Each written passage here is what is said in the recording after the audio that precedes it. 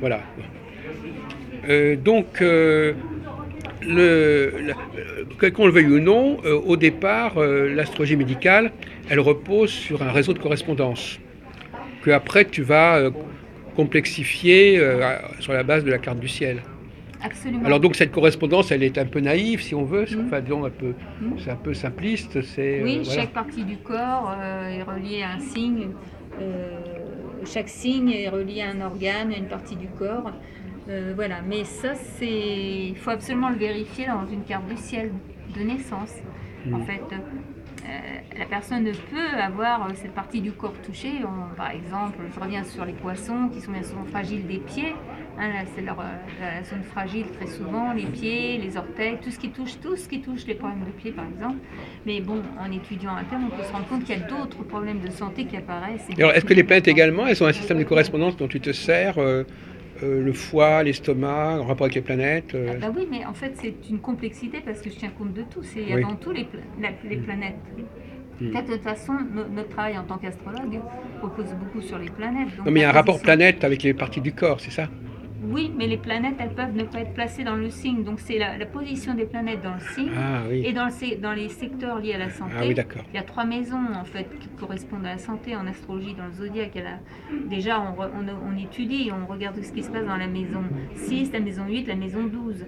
Voir si ces maisons sont occupées ou pas par des Donc planètes. tu peux relier un problème à un autre problème quelque part Et dans le déjà, thème. en plus, il y a des explications. Parfois, j'observe une fragilité dans un domaine qui est amplifiée ou Voilà, réduite par une autre c'est ça. planète Oui. parce elle amoindrit le problème ou elle l'amplifie. Donc, il y a des planètes amplificatrices. Hein. Par le réseau des aspects, des maîtrises, etc. Voilà, d'où les trigones, Voilà, les carrés. Après, les planètes comme ça Jupiter, crée c'est des une planète connexions. bénéfique, mais Oui. c'est une planète amplificatrice. Et Donc, alors, à elle ton peut avis, les amplifier. médecins, qu'est-ce qu'ils apprécient spécialement dans quel est le plus que l'astrologie médicale a par rapport à la médecine classique? Enfin, je veux dire, il y a un élément Ben, ça supplémentaire. permet en étudiant un thème, alors que la personne se plaint de symptômes de douleur, en étudiant le thème, déjà d'observer quelles sont les prédispositions de la personne. Si à la naissance, elle a déjà des Ah oui. prédispositions, des faiblesses inscrites à la naissance dans Si, tel ou si. tel domaine de santé, ou pas. Il y a des personnes qui sont bien nées où il n'y a aucun problème inscrit à la naissance. Ce qui veut dire qu'elle peut très bien être touchée par des problèmes mais, dans la vie, mais ce sera transitoire. Dans le mot transitoire, le mot transit. Les planètes qui passent seulement, que ça ne dure pas. Mais lorsqu'il y a un problème qui est inscrit à la naissance, ça peut être un problème, une faiblesse qui peut durer ou qui sera observée à un moment donné. Voilà. Mais bon, D'accord. on a suffisamment d'indices pour éclairer en fait, c'est un moyen fabuleux pour anticiper surtout. Pour anticiper, faire des examens, des analyses avant même d'avoir les problèmes, de surveiller sa santé. Et oui, surtout chez un enfant, par exemple, oui.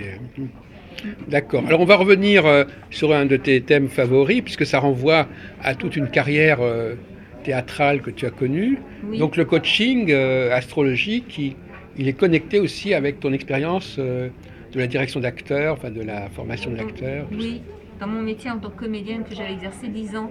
Et en fait, j'ai toujours transmis après un peu le savoir au niveau théâtral, tout en étant astrologue. J'avais toujours entretenu cette partie Mhm. d'activité. Et à travers le coaching que j'ai développé surtout depuis, ça fait 12 ans, hein, 12-13 ans maintenant.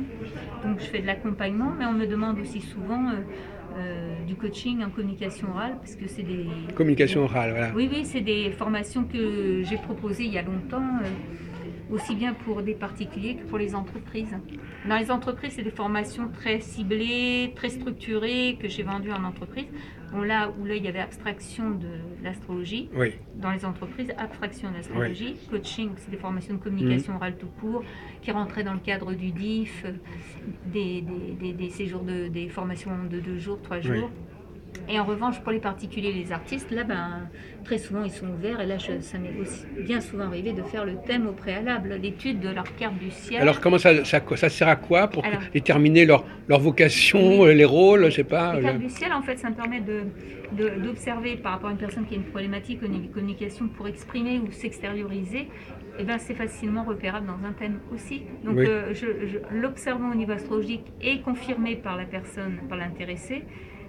Sachant que je donne des séances de communication orale en individuel dans des salles de théâtre, ça motive beaucoup de personnes. En résumé, c'est quoi la communication orale pour les gens qui ne Ce sont sont pas des, vraiment... oui, je leur donne tout un tas de techniques, les techniques de l'acteur, pour pouvoir être beaucoup plus à l'aise, travailler avec leur voix, projeter leur voix, improviser, avoir des clés, des petits secrets pour être beaucoup plus à l'aise en public, lors de conduite, de réunions, dans des contextes précis. Mais au préalable, pour tous, hein, cadres, dirigeants, artistes ou pas, ou particuliers, je fais travailler sur la respiration abdominale. Il y a tout un processus que je fais dans la séance. Voilà. Mais alors, pour conclure, comment l'astrologie peut-elle servir dans ce domaine? C'est au préalable. L'astrologie me sert toujours au départ. C'est toujours avant une spécialité finalement que je pratique. C'est toujours une grille de lecture. C'est une grille de lecture qui m'alerte et qui m'explique pourquoi la personne elle a un blocage au niveau communication. Elle a un blocage au niveau communication, mais pourquoi? Et là dans le thème, je vais au pourquoi. Et souvent il y a un problème venant de l'enfance, venant des parents. Finalement, pour conclure tout ce que notre entretien, tu aimes bien qu'il y ait quelque chose qui soit, j'exagère, enfin, tu aimes bien que quelque chose n'aille pas chez la personne, soit bloqué, pour qu'on puisse voir comment tu arrives à arranger les choses, en fin de compte.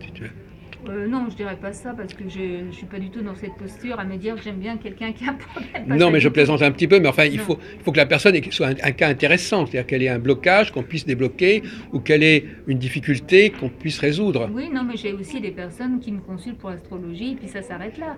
Non, il se trouve que à partir de ce que je fais, que je propose, il y a des personnes qui se reconnaissent à travers les prestations que je propose parce qu'elles en ont besoin. Et après, ça se révèle aussi astrologiquement. Astrologiquement, ça se révèle, par exemple, un problème de communication, des blocages, des peurs. Voilà. Et à partir de là, j'ai l'outil, et puisque je propose des formations en communication orale. Si une personne veut atteindre un objectif, changer de métier ou se lancer dans des études, je vais faire du coaching pour l'aider, l'accompagner, pour faire ce changement de voie, une reconversion. Alors moi, je vais me faire un peu l'avocat du diable au niveau des médecins. C'est-à-dire qu'en fin de compte, ils vont te dire, au fond, le médecin, il est là pour ramener la personne à une sorte de normalité, qui est la normalité anatomique normale. Enfin, dire, ils ont une certaine idée de ce que c'est que la normalité pour un psychisme.